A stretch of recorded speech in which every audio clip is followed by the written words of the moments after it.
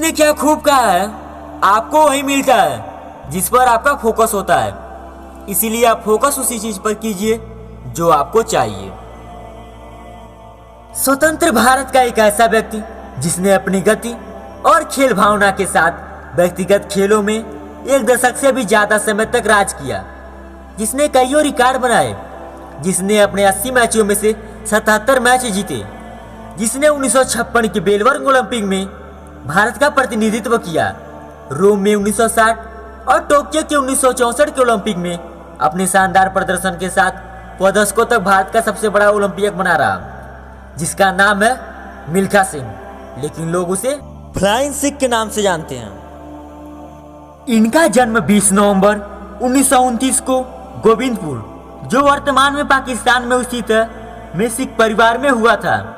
12 वर्ष की कम उम्र में ही भारत पाकिस्तान के विभाजन में हो रहे दंगों में इन्होंने अपने माता पिता को खो दिया।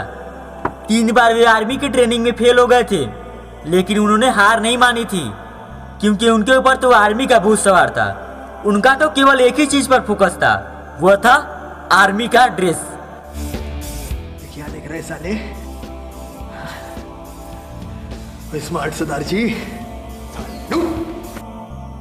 और वे चौथी बार अपनी फोकस और जुनून के दम पर सफल हो गए।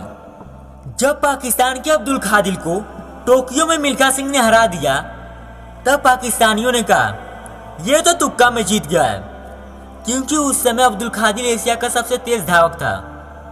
फिर उन्होंने मिल्खा को पाकिस्तान बुलाया अब्दुल खादिर से दौड़ कराने के लिए, और वहां भी मिल्खा सिंह ने रेस जीतकर यह साबित कर दिया कि वे रेस तुक्का में नहीं जीते थे।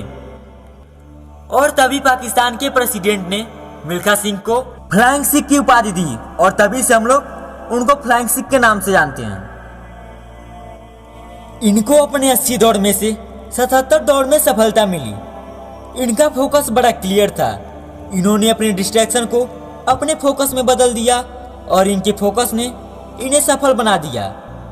इन्होंने भाग मिल्खा भाग फिल्म के डायरेक्टर से केवल 1 रुपया लिया। अगर ये चाहते तो उनसे लाखों डॉलर ले सकते थे, लेकिन उन्होंने ऐसा नहीं किया।